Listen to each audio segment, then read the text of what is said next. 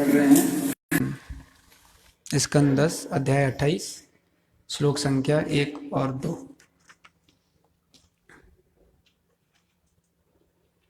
Board पर 2 है, 1। तो पहले हम पहला करेंगे, उसके बाद दूसरा श्लोक का उच्चारण करेंगे। श्रीभद्रायनिरुवाच एकादश्यां निराहारा संभर्यर्च्य जनार्दनम् स्नातुं नन्दस्तु कालिन्द्यां द्वादश्यां जलमाविशत्। इसका अनुवाद। श्री बादरायणी ने कहा, भगवान जनार्दन की पूजा करके दिन व्रत रखकर नंद महाराज ने द्वादशी के दिन स्नान करने के लिए कालिंदी के जल में प्रवेश किया। अभी हम दूसरा श्लोक दोहराएंगे। तम गृहीत्वा नियद्भृत्यो वरुणस्यासुरम् अन्तिकम् अवज्ञासुरीं वेलाम् उदकं निशि तं गृहीत्वा नियद्भृत्यो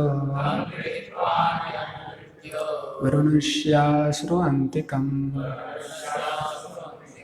अवज्ञासुरीं वेला प्रविष्टिम् उदकं निशि तं गृहीत्वा नियद्भृत्यो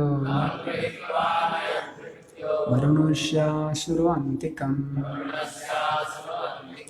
अविज्ञासुरीं वेलाम् प्रविष्टम् उदकं निशि।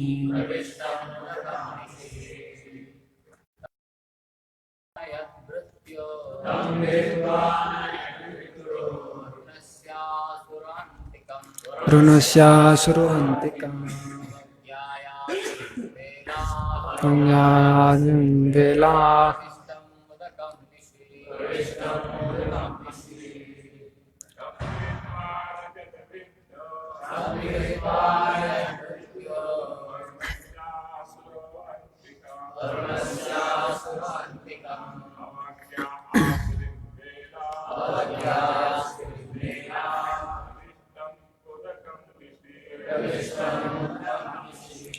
शब्दार्थ, अनुवाद तथा तात्पर्य श्री प्रभुपाद के शिष्यों के द्वारा श्री प्रभुपाद की जय। शब्दार्थम उसको, गृहीत्वा पकड़कर, अनियत ले आया, भृत्य नौकर, वरुणस्य समुद्र के स्वामी वरुण का, असुरः असुर के, अंतिकम समक्ष, अवज्ञाय अवहेलना करके, आसुरीं अशुभ, बेलाम समय, प्रविष्टिम प्रवेश करके, उदकम जल में, निशि रात्रि के समय। अनुवाद। चूंकि नंद महाराज ने इस बात की अवहेलना करके कि यह अशुभ समय था, रात्रि के अंधकार में जल में प्रवेश किया था, अतः वरुण का आसुरी सेवक उन्हें पकड़कर अपने स्वामी के पास ले आया। तात्पर्य। नंद महाराज अपना व्रत द्वादशी को तोड़ने के इच्छुक थे और उसमें अब केवल कुछ ही क्षण शेष थे, अतः वे प्रभात होने के पूर्व अशुभ समय में स्नान करने के लिए जल में प्रविष्ट हुए। वरुण के जिस सेवक ने नंद महाराज को पकड़ा था उसे असुर कहा गया है, जिसके कारण स्पष्ट हैं। पहले तो यह सेवक इस बात से अनजान था कि नंद महाराज परम सत्य के लीला के रूप में पिता हैं। दूसरे, नंद महाराज शास्त्रों के आदेशों का पालन करना चाह रहे थे, अतः वरुण के सेवक को इस बात के लिए उन्हें नहीं पकड़ना चाहिए था कि वे अशुभ वेला में यमुना में स्नान कर रहे थे। इसी अध्याय में आगे चलकर वरुण कहते हैं कि अज्ञानता अज्ञानता मामकेन मूढ़ेन, मेरे अज्ञानी नौकर ने मेरे अज्ञानी नौकर ने यह किया क्योंकि वह मूर्ख था। यह मूर्ख नौकर कृष्ण या नंद महाराज या भगवत भक्ति के विषय में कुछ नहीं जानता था। सारांश यह कि भगवान कृष्ण वरुण को अपना दर्शन देना चाहते थे और साथ ही अन्य उपदेशात्मक कार्य संपन्न करना चाहते थे। इस अद्भुत लीला का उद्घाटन आगे होगा। तो हम सभी भक्तों का आशीर्वाद चाहेंगे जिससे कि इस पर हम कुछ चर्चा कर सकें अपने शुद्धिकरण के लिए और भगवान के गुणगान करने के लिए। तो ये जो नया अध्याय अभी चालू हो रहा है इसमें, जिसमें ये प्रसंग की चर्चा हो रही है, जिसमें कैसे कि जो वरुण जी हैं उनका कोई जो सेवक है जिसको प्रभुपाद जी बता रहे हैं कि उसको असुर बोल के बोला गया है। तो जो ये सेवक है वो नंद महाराज को पकड़ लेते हैं और आगे ये जो पूरा अध्याय है इसमें व्याख्या है कैसे जो भगवान है वो वरुण जी को अपना दर्शन देते हैं और जो नंद महाराज है उनको वापस लेके आते हैं।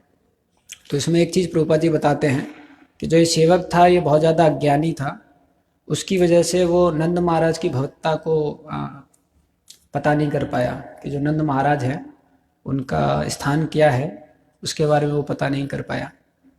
तो अंग्रेजी में ऐसा एक सेइंग है, it takes one to know one. अंग्रेजी में ऐसा कहा जाता है कि खुद में भी क्षमता रहनी चाहिए दूसरों को परखने के लिए, वरना हम दूसरों को, इतना आसान नहीं है कि हम दूसरों को पकड़ पाए। तो एक चैतन्य लीला में एक कथा आती है कि कैसे जब महाप्रभु दक्षिण भारत की यात्रा में थे तो वहाँ पर एक ब्राह्मण था जिसको देखकर सब हंसते थे, क्योंकि वो कई बार तो गीता उल्टा पकड़ लेता था पढ़ते समय। तो लोगों को समझ में नहीं आता था ये कैसा ब्राह्मण है, और सीधा भी पकड़ते थे तो गीता के जो श्लोक हैं वो बोल नहीं पाते थे, वो संस्कृत बहुत टूटा संस्कृत बोलते थे। तो सब लोग हंसते थे। और बाकी जो दक्षिण भारत के ब्राह्मण थे, क्योंकि श्री संप्रदाय और माधव संप्रदाय में स्कॉलरशिप को बहुत ज़्यादा महत्व दिया जाता है, जो विद्वत्ता है उसको बहुत ज़्यादा महत्व दिया जाता है। तो उनके जो ब्राह्मण थे वो बहुत अच्छी तरह श्लोकों का उच्चारण करते थे। तो जब महाप्रभु आते हैं तो महाप्रभु दोनों को देखते हैं। एक साइड महाप्रभु देखते हैं कितने सारे विद्वान ब्राह्मण हैं जिनको सारे श्लोका पता है और सारे श्लोक बहुत अच्छे मीटर में वो उच्चारण भी कर रहे हैं, बहुत अच्छे स्वर में उच्चारण भी कर रहे हैं। दूसरी ओर महाप्रभु देखते हैं कि ये व्यक्ति है जो बेचारा गीता खोलता है फिर बंद कर देता है, फिर रोता है, फिर खोलता है। तो महाप्रभु इसको देखकर इसके पास आते हैं। तो महाप्रभु बोलते हैं कि गोसाई, ये जो कृष्ण प्रेम उमड़ रहा है उसका राज्य क्या, उसका राज क्या है? तो वो और रोने लग जाता, बोलते हैं महाप्रभु मेरे पास तो कुछ कृष्ण प्रेम नहीं है और मुझे तो गीता भी नहीं पता है गीता कैसे पढ़ना है, लेकिन गुरु ने बोला कि गीता रोज पढ़ो आप। तो गुरु की प्रसन्नता के लिए, गुरु की आज्ञा का पालन करने के लिए मैं रोज पढ़ता हूँ। तो भगवान बोले लेकिन ये अश्रु धारा जो बह रही है उसका क्या, उसका कारण क्या है? तो बोले उसके लिए तो मैं गीता के श्लोक जरूरत नहीं है, उसके लिए तो फ्रंट पेज ही काफ़ी है। तो बोले अश्रु धारा के लिए तो मैं जब देखता हूँ ये दृश्य कि भगवान कितने भक्तवत्सल हैं, कि भगवान अपने भक्त के लिए खुद एक सारथी के रूप में सेवा करने के लिए तैयार है। बोले ये दृश्य ही मेरे को इतना ज़्यादा भक्ति भाव में डाल देता है, यही दृश्य मुझे इतना ज़्यादा अश्रु धार में ला देता है। तो जब महाप्रभु ऐसा सुनते हैं तो महाप्रभु बोलते हैं कि असली में तुमने गीता समझ लिया, अभी गीता पढ़ा नहीं है उसने, गीता का पहला जो पिक्चर है उसी को देख के समझ लिया। प्रभुपाद जी जब गीताओं का किताबों का प्रिंट कर रहे थे तो रामेश्वर प्रभु उस समय पर बीवीडी इंचार्ज थे। तो प्रभुपाद जी ने उनको बोला कि मैं चाहता हूँ मेरी पुस्तकों में विशेष पेंटिंग्स भी होने चाहिए, विशेष चित्र भी होने चाहिए। तो रामेश्वर प्रभु बोले प्रभुपाद जी लेकिन आध्यात्मिक ग्रंथों में तो सिर्फ श्लोका होता है और टेक्स्ट होता है, पेंटिंग्स तो मैंने कभी देखा नहीं किसी आध्यात्मिक ग्रंथ में। तो प्रभुपाद जी बोले मैं दुनिया को आर्ट से भगवान को दिखा दूंगा।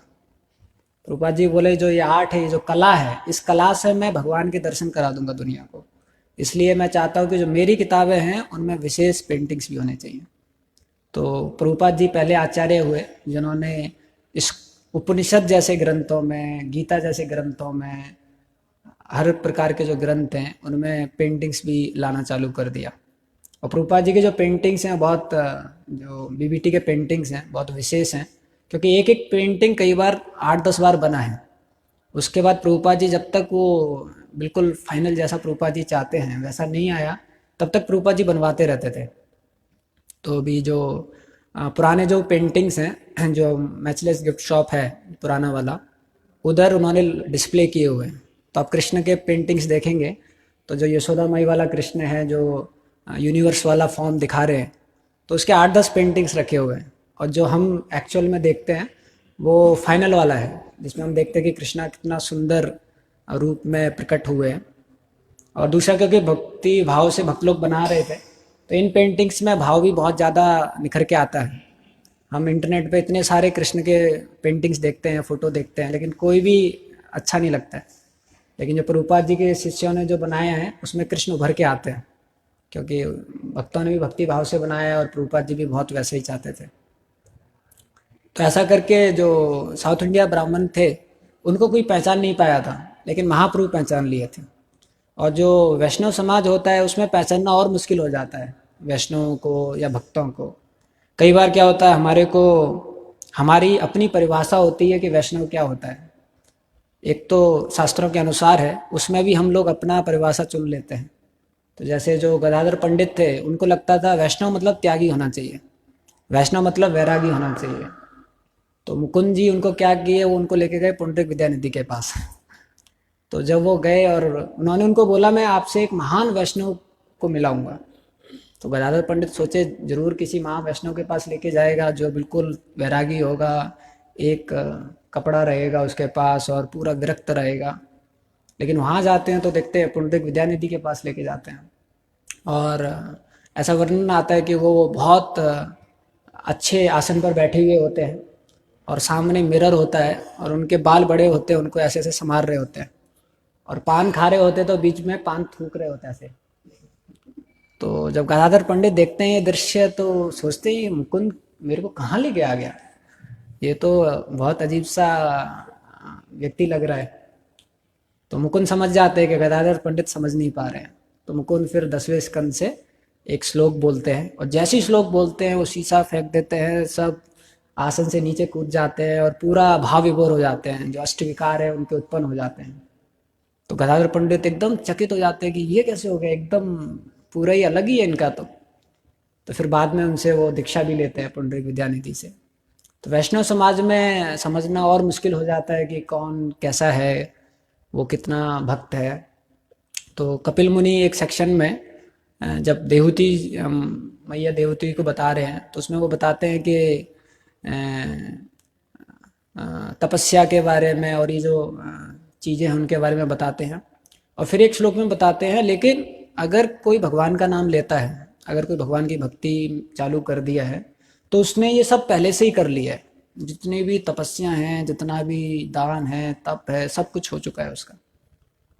तो उसके बाद हाल ही में जब हम जयपुर में थे तो पंचरत्न प्रभु एक प्रचेतास का जो सेक्शन है उसमें से एक श्लोका कोट कर रहे थे। तो श्लोका में कैसा आता है कि प्रचेता जो है वो 10,000 साल तक तपस्या की है। और प्रभुपाद जी लिखते हैं तात्पर्य में कि अगर किसी ने भगवान का नाम जप करना चालू कर दिया है तो उसने ये सब कुछ पहले ही से कर लिया है, ऐसा करके।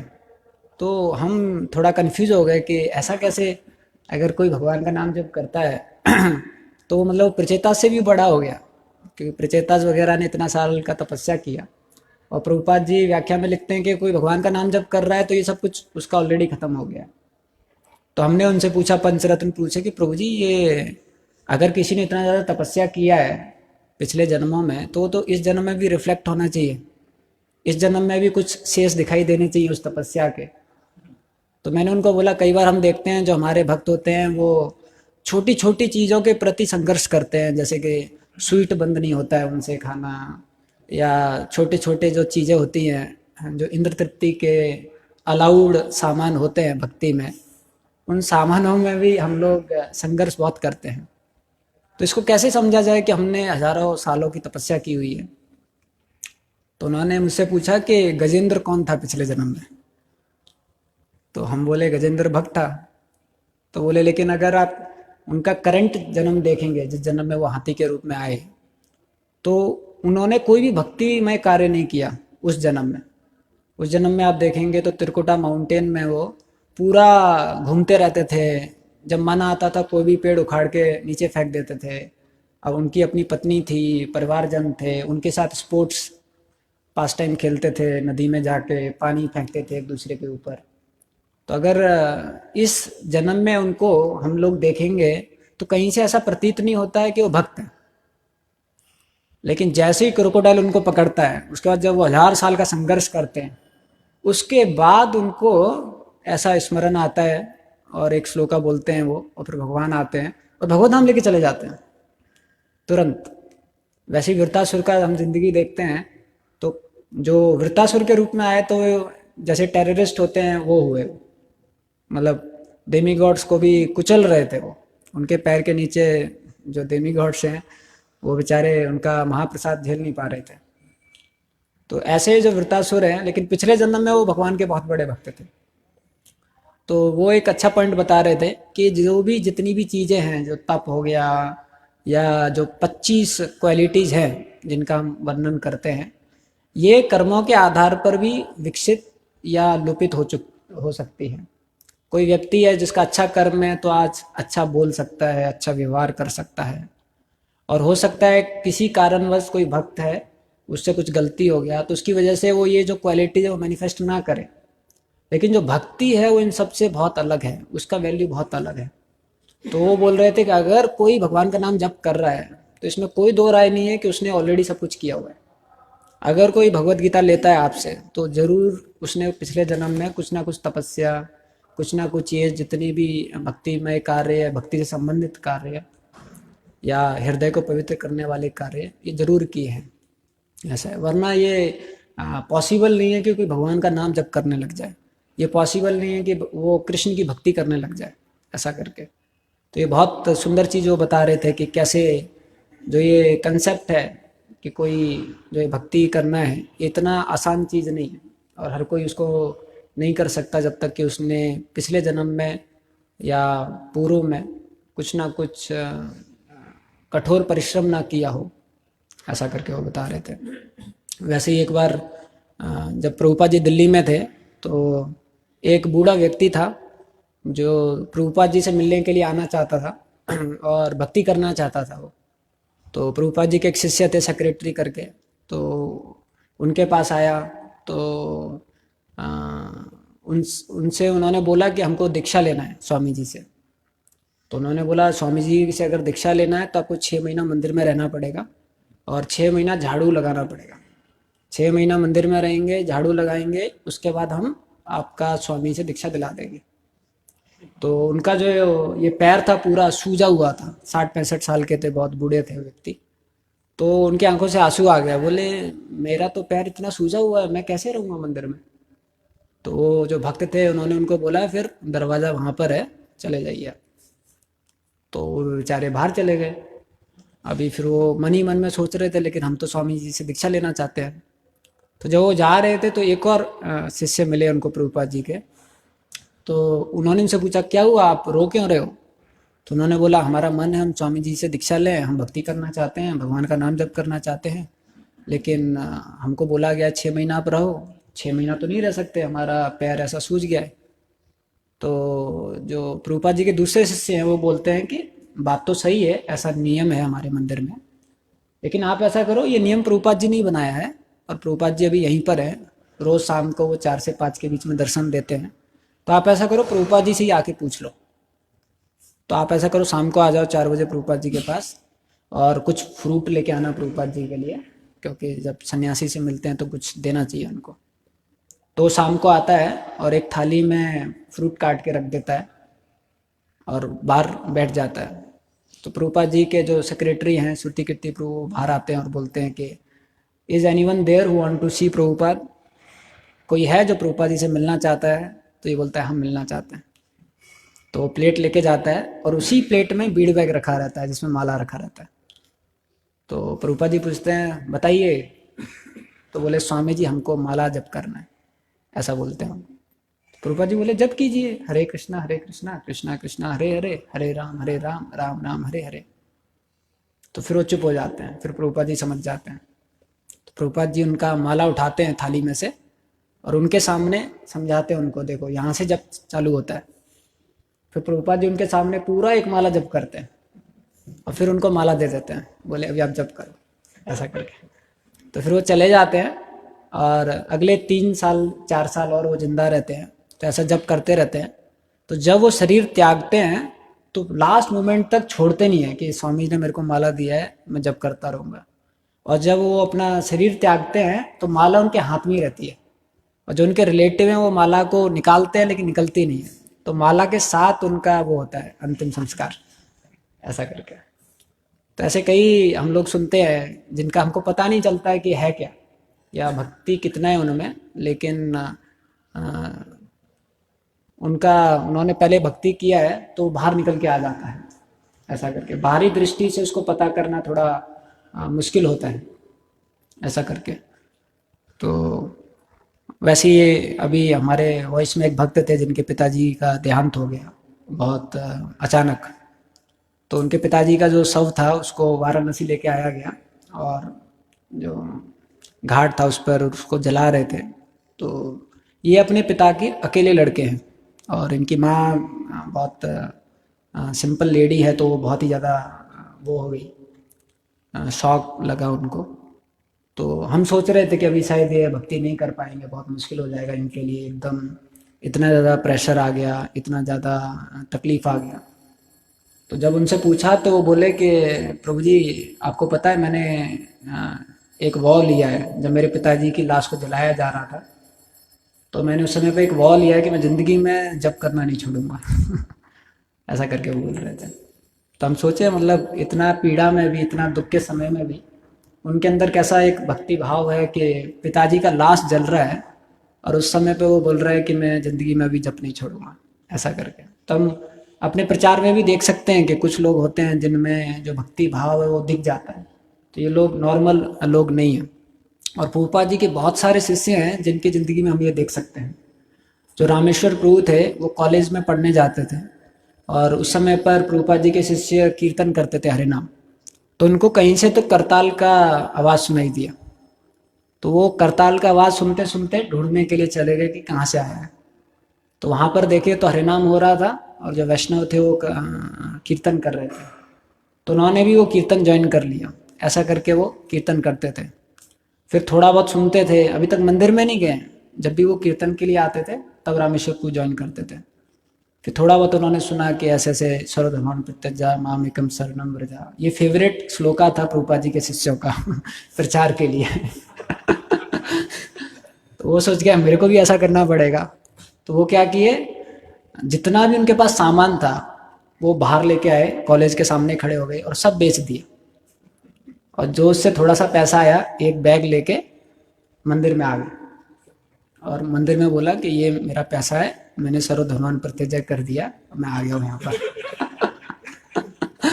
ऐसा करके। वैसे जो इंद्रदुम्न महाराज थे वो डेट्रॉइट में थे और उनका जो घर था वो मंदिर के पास में था।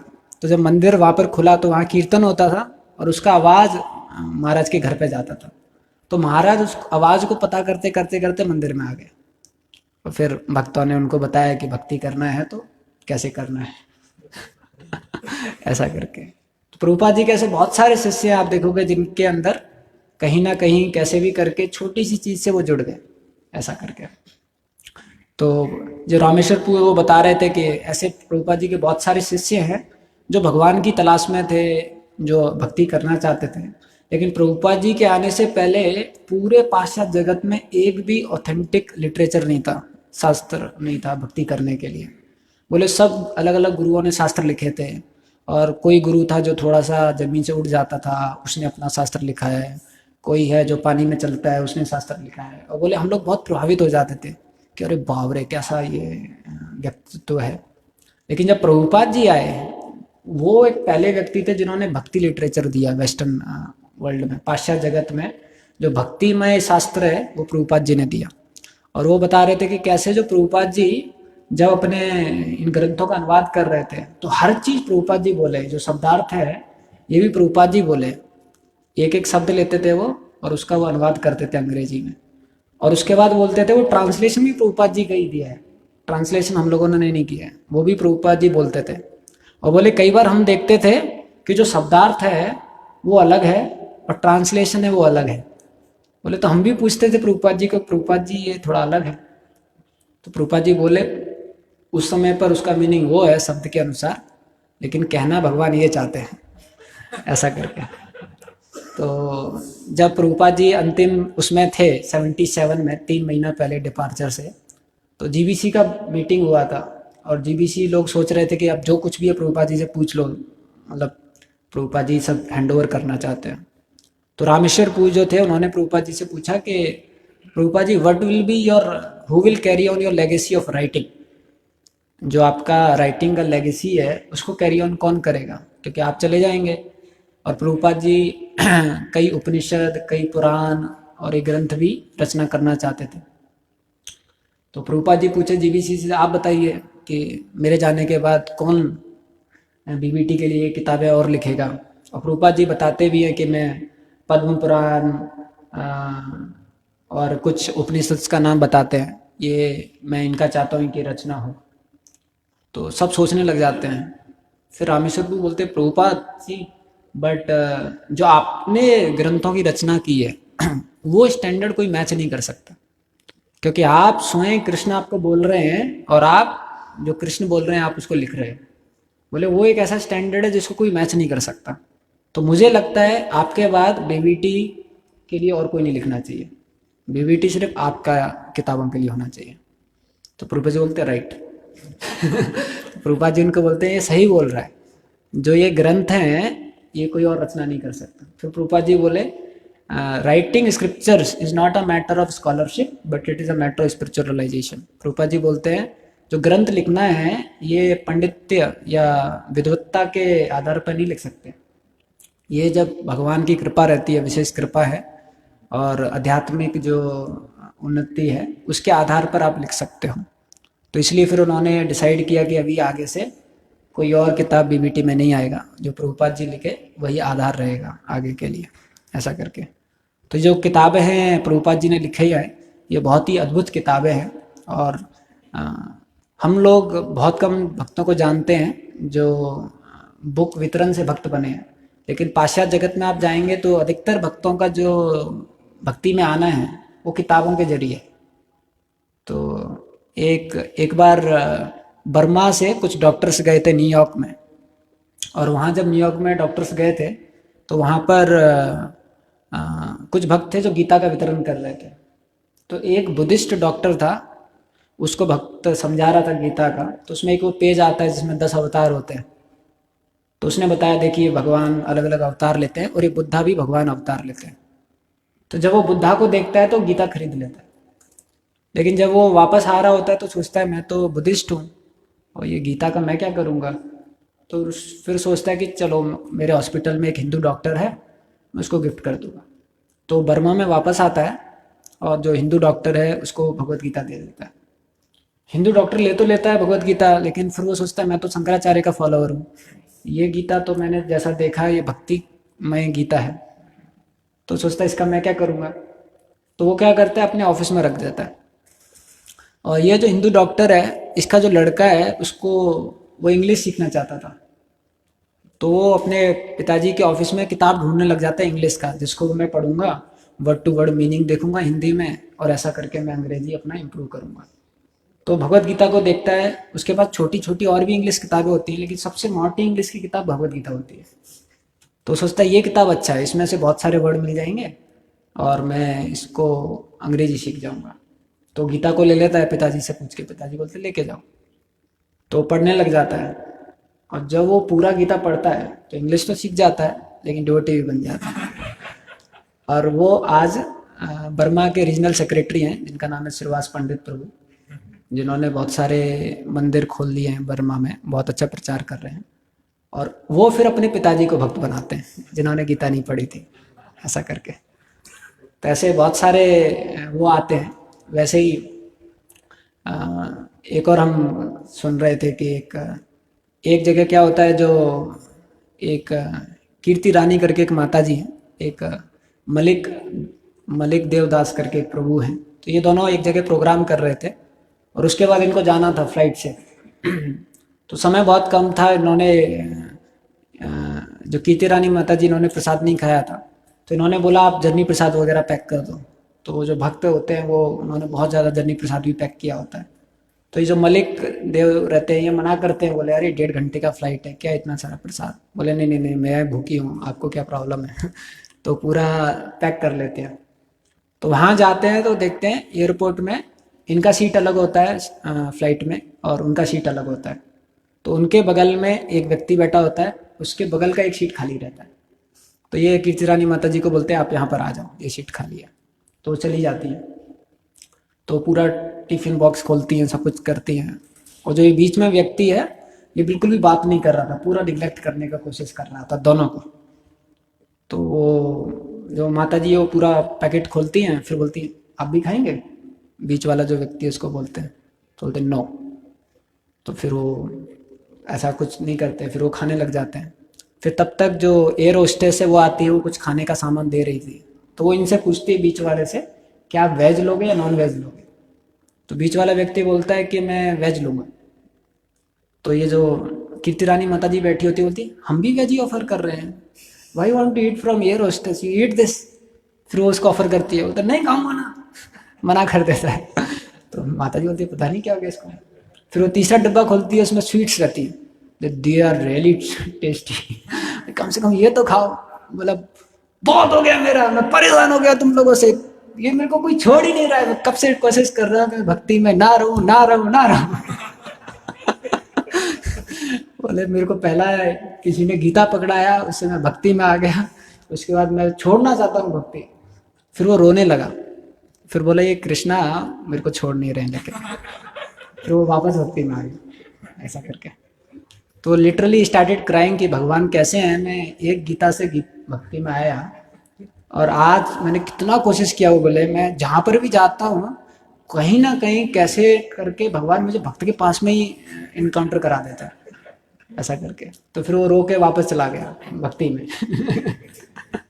ऐसा करके। तो प्रभुपाद जी के जो ग्रंथ है खासकर पाश्चात्य, उसमें उधर बहुत सारे ऐसे भक्त हैं जो भक्ति में आए सिर्फ ग्रंथ पढ़ के। एक अहमदाबाद के एक भक्त है हरेश गोविंद प्रभु करके, तो इनके पिताजी हैं, उन्होंने गीता खरीदा था और गीता रख दिया था और उन्होंने नहीं पढ़ा, और उनका जो बेटा था उन्होंने गीता पढ़ा और आज वो आश्रम में। गुजरात के बहुत कम ब्रह्मचारी बनते हैं, ये गुजराती ब्रह्मचारी हैं हरेश गोविंद प्रभु करके। तो ऐसे कई भक्तों का हम जब सुनते हैं कि जो सिर्फ गीता से उनका हृदय परिवर्तन हो गया और भक्त बन गए, ऐसा करके। और ये मामूली लोग नहीं है, आप देखोगे अधिकतर जो लोग हमसे गीता खरीदते हैं वो या तो पिछली बार किसी भक्त ने उनसे ट्राई किया था और उस टाइम पे वो भक्त नहीं दे पाया उनको, लेकिन आज वो हो गया। जैसे एक बार अभिनव प्रभु वितरण कर रहे थे, तो एक माता जी आई, बाइक रोका और गीता वगैरह सब ली। फिर बोली मैंने आपका ये देखा था पुरी में, करेक्ट। बोले पुरी में भी आप लोग वितरण कर रहे थे, उस समय पर मैंने लिया नहीं था। तो उस भक्त का क्रेडिट अभिनव प्रभु को मिल गया। तो उसने बेचारे ने मेहनत किया होगा प्रीच करने का, लेकिन उस समय पर उसने लिया नहीं, और इस बार बहुत जल्दी से आके ले लिया अभिनव प्रभु से। तो इसलिए प्रभुपाद जी बोलते हैं preaching is never a waste. प्रचार में सफलता सफलता ही सफलता है, क्योंकि प्रचार में कभी भी असफलता नहीं होती है। जो भी आप प्रचार करते हो वो कहीं ना कहीं आगे जाके निकल के आ जाता है, ऐसा करके। तो ये बहुत ही विशेष महीना चल रहा है जिसमें बहुत सारे ऐसे लोग हैं जिनके अंदर भक्ति छुपा हुआ है, उनके कंडीशन और नेचर के कारण उन्होंने कुछ गलती कर दिया होगा। जैसे प्रभुपाद जी बोलते हैं कि जो बड़े बड़े सेजेस रहते हैं अगर कुछ पाप कर देते हैं, कुछ गलती कर देते हैं, तो वृंदावन में वो जानवर बनते हैं। तो अभी हम लोग जो मंकी वगैरह हमारे चश्मा लेके जाते हैं तो हमको थोड़ा अजीब लगता है, लेकिन आप सोचो कोई बहुत बड़ा सेज आपका चश्मा लेके जा रहा है, तो उसमें एक ग्रेटिट्यूड आ जाता है कि अरे सेज चश्मा लेके चला गया। तो ये बहुत बड़े बड़े ऐसे लोग हैं जो छुपे हुए हैं। तो जब भक्त बाहर जाते हैं तो असली में ये जो लोग हैं जिनके अंदर भक्ति छुपी हुई है उनको एक मौका मिलता है जुड़ने का, ऐसा है। तो ये बहुत ही अच्छे दिन होते हैं जिसमें हमको मौका मिलता है। बाकी समय तो हम मंदिर की सेवाओं में लगे रहते हैं और मंदिर में रहते हैं, लेकिन हमारा बाहर जाना बहुत ज़रूरी है, जिससे जिनमें भक्ति छुपा हुआ है, जिनके अंदर जिन्होंने पिछले जन्मों का भक्ति स्टोर किया हुआ है, तो वो जब देखते हैं लाल कपड़े को, जब वो देखते हैं गीता को, जब वो सुनते हैं हरे कृष्ण महामंत्र, तो वो एकदम वापस उनके में अवेकनिंग हो जाता है और वापस वो जुड़ जाते हैं। हरे कृष्ण। श्रील प्रभुपाद की जय।